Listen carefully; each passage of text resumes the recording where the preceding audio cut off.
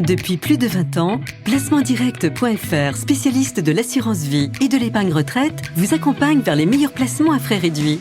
Et aujourd'hui, c'est vers votre programme que placementdirect.fr vous accompagne. Placementdirect.fr vous présente tout sur votre argent.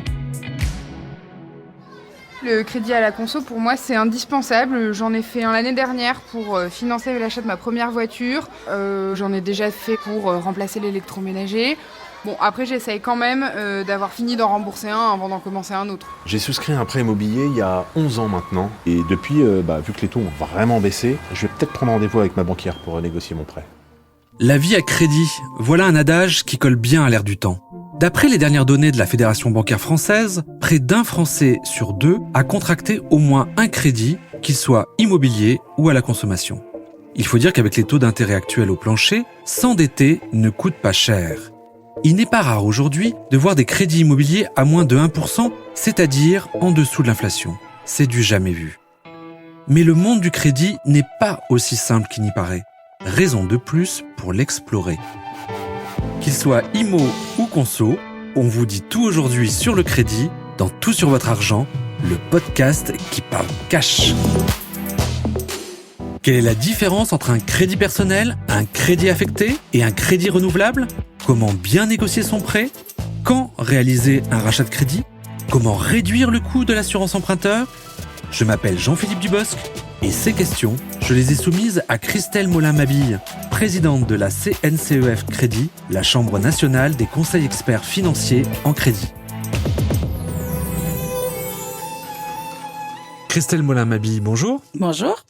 Quel est le principe d'un crédit et quelles sont les différentes familles de crédits ? Alors, tout d'abord, c'est une opération par laquelle un établissement bancaire met à la disposition d'un client une somme d'argent et qu'il va signer un contrat qui va déterminer les termes en fait du remboursement, tout simplement. Et en fait, le principe d'un crédit, c'est de permettre au client de réaliser des projets. Et il existe différents types de crédits, ce qu'on appelle les crédits affectés et les crédits non affectés. Les crédits affectés, principalement, sont les crédits immobiliers, puisqu'en fait, on fait un crédit pour acheter un bien bien spécifique. Et les crédits non affectés, on va avoir les crédits consommation qui vont permettre d'acheter soit des meubles, soit un financement véhicule pour acheter une voiture. Il va y avoir aussi ce qu'on appelle les crédits renouvelables, qui, vous savez, sont les réserves d'argent qui se reconstituent au fur et à mesure où vous remboursez votre crédit. Comment fonctionne justement un crédit immobilier ? Le crédit immobilier, déjà, c'est l'équilibre entre ce que vous allez devoir dépenser pour un crédit, donc le prix d'acquisition, les frais de notaire, tout ce qui est frais de banque, et puis si vous passez par un courtier, les honoraires de courtage. Et en face, il faut que ce soit égal au montant de l'apport plus le crédit. Et en fait, le fonctionnement d'un crédit immobilier, moi je le compare principalement à une baguette de pain. Parce que dans une baguette de pain, vous avez 5 ingrédients. Vous avez la farine, l'eau, le sel, la levure et la cuisson, pour pouvoir avoir la baguette de pain qui vous correspond. Et dans un crédit immobilier, c'est la même chose. C'est la combinaison de 5 ingrédients. Il y a le taux, donc le taux nominal dont on entend toujours parler. Il y a aussi la durée du crédit qui va déterminer le coût total du crédit. Il y a aussi la garantie ou la caution que la banque va vouloir prendre en cas de défaillance de paiement.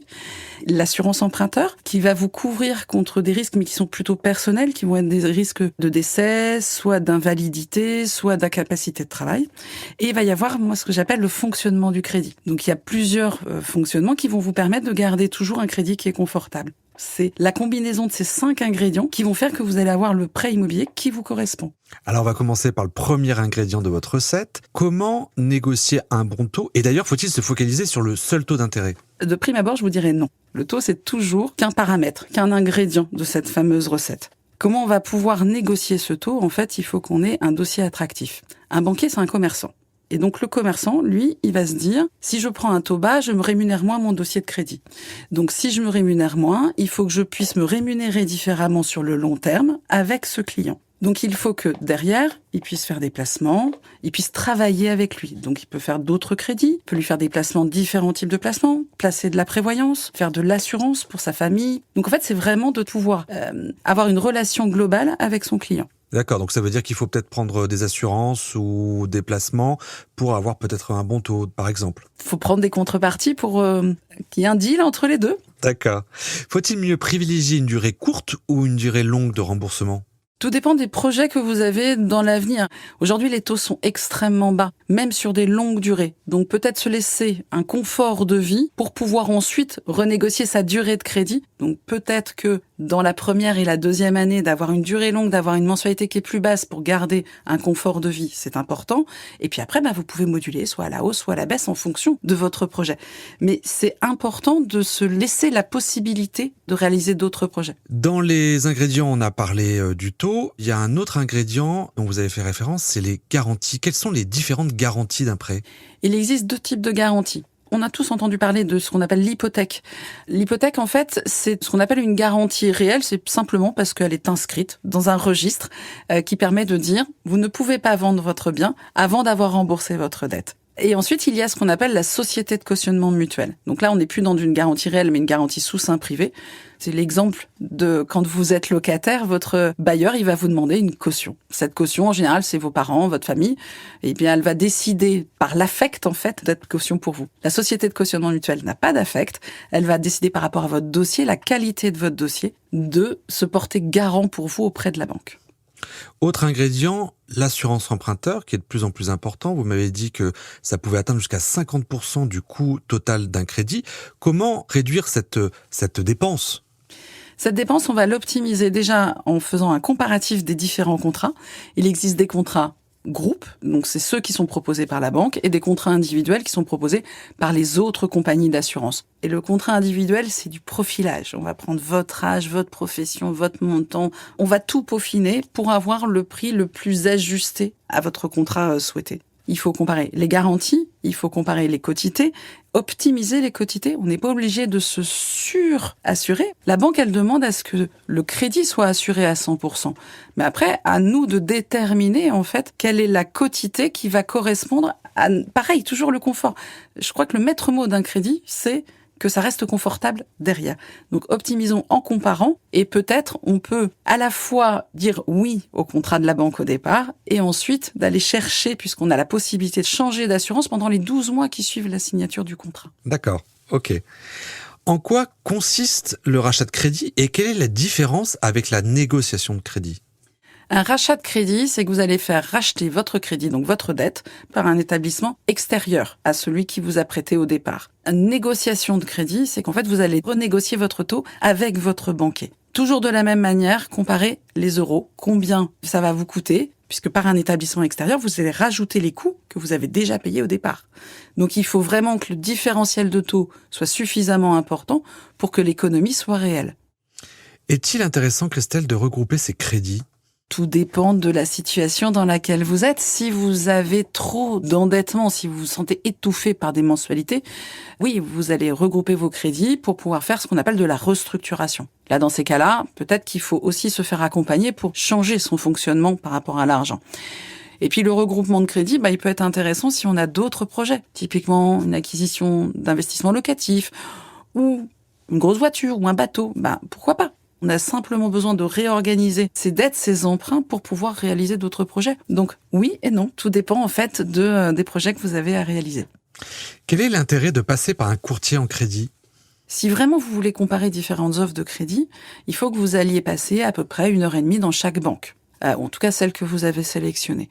Le courtier, lui, il connaît le marché, il connaît leurs conditions, il sait dans quelle banque vous aurez la meilleure proposition.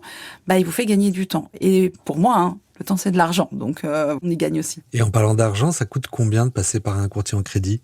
En général, il va demander des honoraires qui sont à votre charge, mais compris dans le plan de financement, entre 1 500 et 2 000 euros pour un accompagnement qui va durer plusieurs mois. Et puis, il va être rémunéré aussi par la banque, qui va lui verser une commission d'apporteur, qui est aujourd'hui en moyenne de 0,5% du montant du crédit, plafonné à 3 000 euros. Et ça, il ne les perçoit que si le dossier va au bout. Merci Christelle Moulin-Mabi pour toutes ces réponses très intéressantes. Merci à vous. Chers auditeurs, vous savez maintenant tout sur le crédit. Tout sur votre argent est produit par Europe 1 et Tout sur mes finances. Vous avez la possibilité d'écouter les épisodes du podcast sur europe1.fr, sur toutsurmesfinances.com et sur vos plateformes de streaming et de téléchargement préférées. N'hésitez pas à vous abonner, à nous mettre 5 étoiles, à parler du podcast sur les réseaux sociaux et à vos proches. histoire de nous donner, mais du crédit bien sûr. Je vous embrasse à 1 mètre de distance et n'oubliez pas, en attendant l'immunité, sortez masqué. C'était tout sur votre argent avec placementdirect.fr. Placementdirect.fr, spécialiste de l'assurance vie et de l'épargne retraite, vous donne accès à une sélection exclusive de contrats à frais réduits. Avec placementdirect.fr, bénéficiez des avantages de l'épargne en ligne, plus simple, plus rapide et disponible à toute heure. Placementdirect.fr. Depuis plus de 20 ans, nous en faisons toujours plus pour vous permettre d'épargner mieux. Courtier immatriculé à l'ORIAS sous le numéro 07 004 910.